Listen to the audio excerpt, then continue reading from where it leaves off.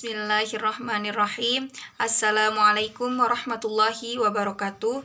Perkenalkan, nama saya Sofa Silviani, NPM 172151102.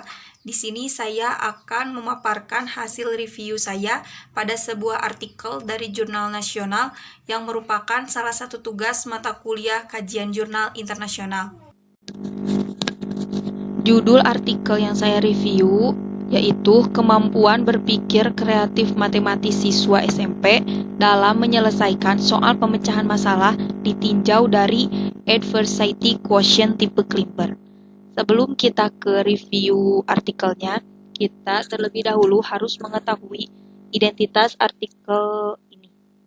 Penulisnya yaitu Rani Purwasi. Artikel ini merupakan volume 8 nomor 2 tahun 2019 yang diterbitkan di Aksioma Jurnal Program Studi Pendidikan Matematika dengan nomor ISSN 20898703. Selanjutnya, unsur-unsur review artikel. Pertama, efektivitas judul artikel. Judul artikel kurang merepresentasikan kandungan artikel karena judul terlalu umum jika dibandingkan dengan isi artikel. Selanjutnya, judul artikel informatif dan mengandung highlight dari finding isi artikel. Judul artikel tidak memunculkan objek penelitian secara spesifik, dan judul artikel juga mencerminkan aspek kebaruan. Kedua, yaitu kandungan abstrak. Poin pertama yaitu latar belakang. Latar belakang artikel ini yang tercantum dalam abstrak yaitu kemampuan berpikir kreatif merupakan kemampuan siswa untuk menemukan jalan penyelesaian yang tidak biasa, unik, dan belum pernah ditemukan oleh orang lain. Nah, pengembangan konsep kemampuan berpikir kreatif matematis dapat membuat siswa mudah putus asa, sehingga diperlukan kemampuan lain yang mampu mengubah kesulitan-kesulitan tersebut menjadi peluang untuk diri siswa lebih maju. Nah, kemampuan tersebut dikenal dengan adversity quotient. Selanjutnya adalah tujuan penelitian. Tujuan dari penelitian ini adalah untuk mengetahui bagaimana tingkat kemampuan berpikir kreatif matematis dalam menyelesaikan soal kubus dan balok ditinjau dari adversity quotient tipe Klimber. Selanjutnya, metode penelitian. Metode penelitian yang digunakan adalah deskriptif kualitatif. Dan yang selanjutnya, finding hasil penelitian. Finding hasil penelitian menunjukkan bahwa siswa Klimber melakukan proses berpikir asimilasi pada tahap memahami masalah, menyusun rencana penyelesaian, menyelesaikan masalah sesuai perencanaan, dan memeriksa kembali hasil yang telah diperolehnya. Serta siswa Klimber memiliki kemampuan untuk mengerjakan soal-soal berpikir kreatif pada indikator fluency dan flexibility. Yang ketiga yaitu kata kunci. Terdapat 3 kata kunci dalam artikel ini, yaitu adversity quotient Klimber, kemampuan berpikir kreatif, dan pemecahan masalah. Sehingga kata kunci yang terdapat dalam artikel ini telah memenuhi kriteria kata kunci yang seharusnya ada dalam artikel jurnal, yaitu minimal 3 kata kunci. Yang keempat, yaitu keterbacaan gambar, tabel, dan persamaan. Dalam artikel ini terdapat 1 tabel dan 6 gambar. Penyajian tabel dan gambar sesuai dengan kaidah tulisan ilmiah. Gambar berkualitas baik sehingga nampak jelas, tabel terbaca jelas, serta bahasa pada tabel sama dengan bahasa pada artikel. Kelima, yaitu penggunaan istilah dan kebahasaan.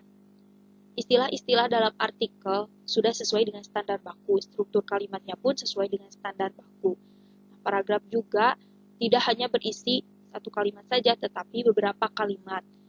Nah, dan selanjutnya, bahasa asing juga sudah dicetak miring atau italik. Yang keenam, latar belakang. Latar belakang pada artikel ini menggunakan prinsip segitiga terbalik, yaitu membahas dari hal-hal yang umum menuju ke hal-hal yang khusus. Dalam artikel ini juga dijelaskan pentingnya topik ini dibahas. Selanjutnya yang ketujuh, kecukupan state of the art. Artikel telah berhasil mengaitkan dengan pengetahuan terkini, namun tidak mencantumkan referensi state of the art-nya. Kedelapan, kejelasan gap analisis. Artikel mencantumkan apa yang sudah dilakukan, nah tetapi tidak mencantumkan apa yang perlu dilakukan. Kesembilan yaitu kejelasan tujuan penelitian. Tujuan penelitian telah mengenalkan apa yang diteliti, serta menyebutkan tujuan utama dari penelitian ini, itu mengetahui bagaimana tingkat kemampuan berpikir kreatif matematis dalam menyelesaikan soal kubus dan balok ditinjau dari adversity quotient tipe Klimber. 10. Metode penelitian. Metode penelitian yang digunakan dalam penelitian ini yaitu deskriptif kualitatif. Penelitian ini dilaksanakan pada semester genap tahun ajaran 2018-2019 di SMPN 2 Ngamprah kelas 8 dengan jumlah 36 siswa. Nah, subjek penelitiannya yaitu 2 siswa yang memiliki adversity quotient tipe Klimber. Metode pengumpulan data yang digunakan yaitu tes dan wawancara. Yang ke-11, hasil penelitian. Memaparkan hasil temuan, yaitu tingkat kemampuan berpikir kreatif siswa ditinjau dari adversity quotient tipe Klimber dalam menyelesaikan soal pemecahan masalah, serta mengkaji keterkaitan penelitian ini dengan teori-teori yang sudah ada.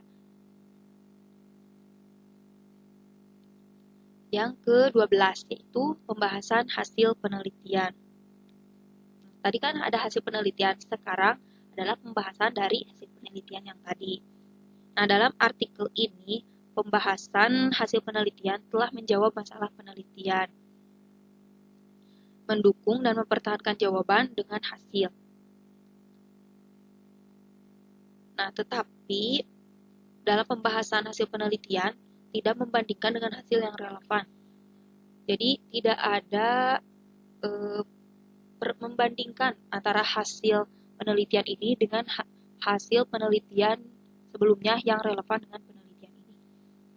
Kemudian, pembahasan hasil penelitian tidak menyatakan keterbatasan dari studi yang dilakukan, tidak menyatakan pentingnya temuan, dan tidak menyampaikan proyeksi penelitian lanjutan.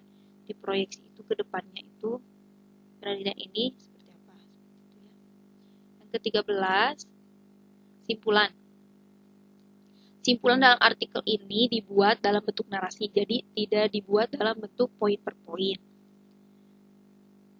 Simpulan ini juga cukup menjawab tujuan penelitian. Nah, ada kesesuaian antara tujuan dengan simpulan.